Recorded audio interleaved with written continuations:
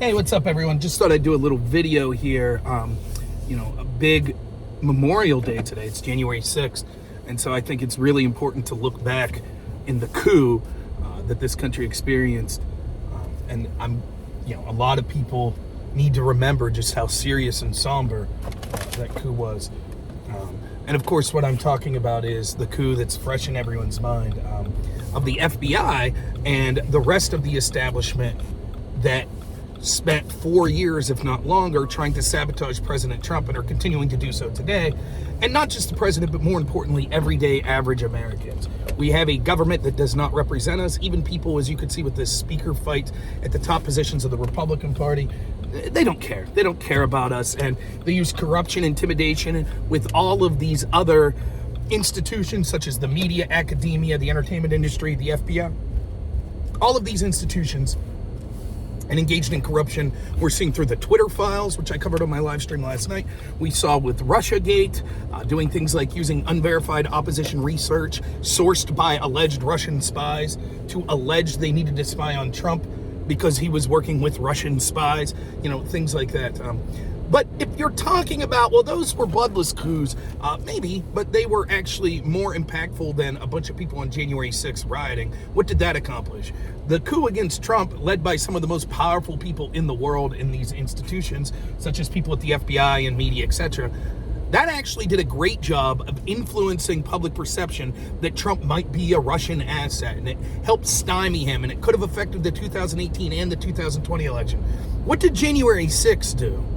Did it hamper the Biden administration? No, not at all. In fact, Democrats still use that as a seminal moment to justify their authoritarianism. They're still doing it. They're using it to justify locking up people that they oppose. They use it to justify working in collusion with social media companies to censor people that wanted to talk about things that were critical of the Democratic Party. If anything, the riot on January 6th was a boon to the Democrats. But of course, they have to blow it out of proportion and fake tears. And you hear reports today, they're saying things like all the officers that died there. No officers died on January 6th. The only person that we know 100% was killed and not through a medical act on their own was Ashley Babbitt, a Trump supporter. There were also Trump supporters beaten. I forget the one woman's name, sadly, who was beaten and ended up dying, and there's video of her just being beat over and over again. They're continuing. Now there's reports they're going to charge up to 1,000 more people. They're charging nonviolent people. They're locking them up. They're putting them in solitary confinement. They won't give them a speedy and fair trial.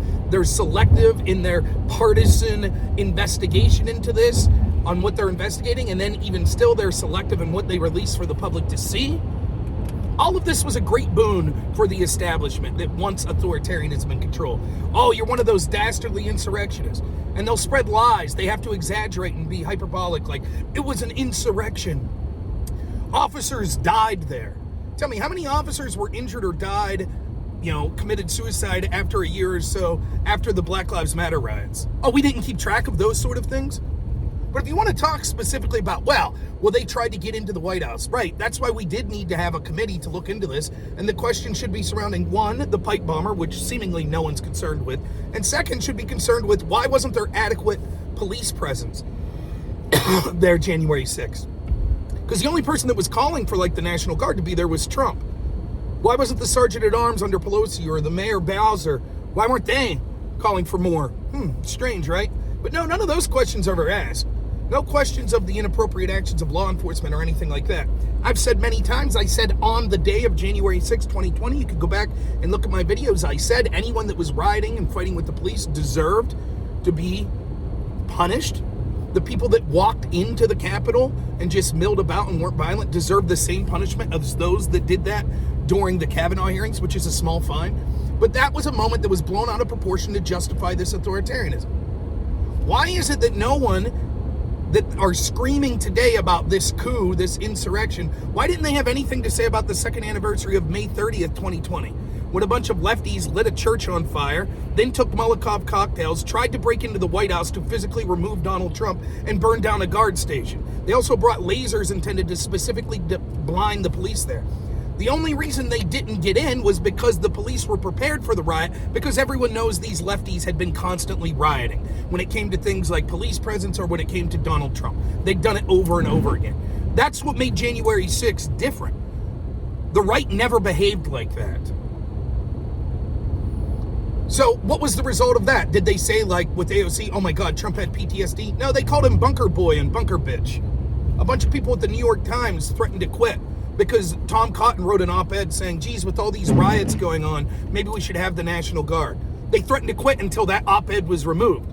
Of course, they would all support the National Guard presence after January 6th. And people made excuses. There wasn't a huge FBI task force. And when you bring this up to the left, they'll say, yeah, I guess that was bad too. Well, it was bad, then surely you're appalled that the reaction wasn't similar or even 1/1000th of the reaction to January 6th. A bunch of people incited by left-wingers attacking the White House with Molotov cocktails, actual lethal weapons, not zip ties that they found on the scene. Did that result in one of the largest FBI task force? Are they years later still arresting people? Are they looking at who funded it? Are they having special investigations to see what the communications of the Democratic politicians were? No. None of them care that, oh my God, this was a riot. None of them are serious. Everyone knows it wasn't an insurrection. That's not to justify people that engaged in violence January 6th. Again, I called it out on the day of. But I'm sick and tired of listening to people that justified, ignored abuses, violence, riots that went against their opposition, now pretending like this was the new 9/11. They're full of it.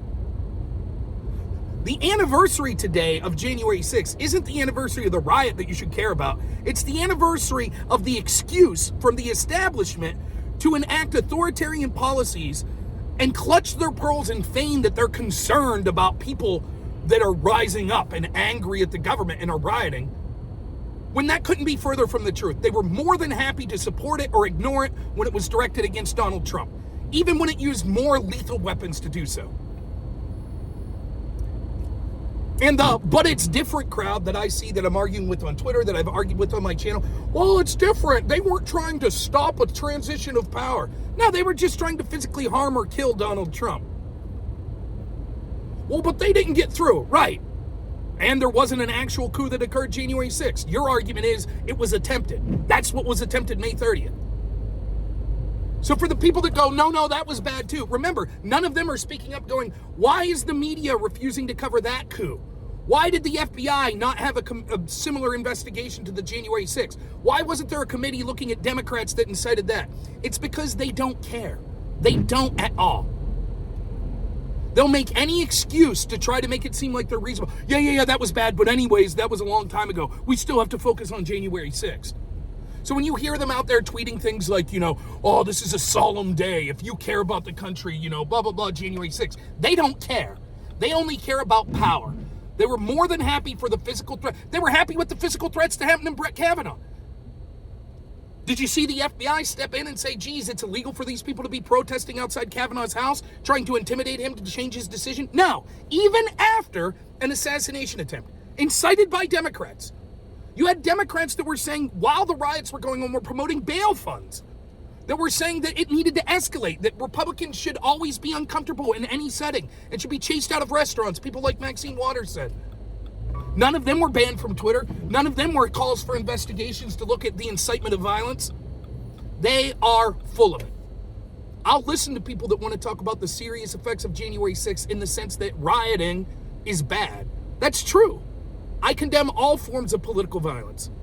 But I'm not going to listen to the people that made excuses for the left riots, that make excuses for the total disparate conditions and treatment of what happened on January 6th versus what happened to months and months and months of left-wing rioting, including trying to break into the White House with lethal weapons to get their hands on Donald Trump. I'm not going to listen to those people. So that's what I remember on this anniversary. And that's not even to get into questions of the FBI, if they knew about this, as they're claiming in court documents that they had informants and knew that January 6th was going to happen, why weren't they communicating with Capital City Police and people like the Sergeant-at-Arms under Pelosi and Muriel Bowser, communicating and saying we need a bigger police presence? It's almost like they got exactly what they wanted. They wanted their Reichstag moment where they could say, look, this bad thing happened, now that justifies our authoritarianism. Almost like that, isn't it? Anyways, January 6th, remember the actual coup, Russiagate, the Twitter files, May 30th, 2020. Remember those coups that no one's decided to cover except people like me. And also, special call out, remember Ray Epps today, and remember Kissinger, and remember Liz Cheney and the warmongers that couldn't wait to shed tears and talk about the severity of what happened on January 6th, and everyone needs to be punished that was involved, even if they were nonviolent, except the one guy who was actually calling for people to break the law and break into the Capitol. That guy, leave him alone. He didn't do anything wrong. So, hey, tune in tonight. Drunken Debates will be coming back. You're not going to be able to find it here on YouTube, but you can find it on Rumble. And I'll put a little video out later that says this, but that's going to be starting at 8:30 Eastern time. So find me on Drunken Debates. I will be on a panel debating. John Burke will be moderating. I have no idea what the topics will be. John picks them on the spot. So it should be a lot of fun. So thanks so much. And as always, have a good one.